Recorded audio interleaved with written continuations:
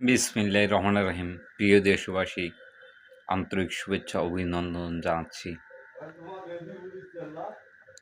আমরা যে দেশটাকে নিয়ে স্বপ্ন দেখছি, সেই স্বপ্নের মৃত্যু হয়েছে, সেই বিশ্বাসের মৃত্যু হয়েছে।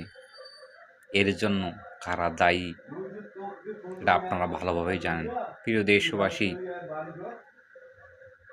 প্রতিটা বিপ্লবকে আমরা বারবার আমাদের নিজের স্বার্থে ব্যবহার করে বিপ্লবকে কুলুষিত করেছি। এটা আমরা কখনোই চাই নাই, বাট রাজনীতিবিদরা তাদের নিজের স্বার্থে, নিজের ভোগবিলাসের স্বার্থে এই কার্যকলাপ নিয়মিত চালু রেখেছে।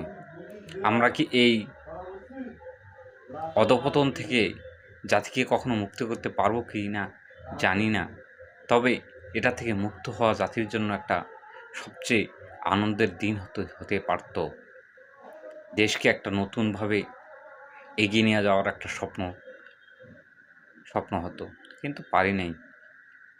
আর পারবো কি না জানি না, এটা সময় বলে দিবে ইনশাআল্লাহ।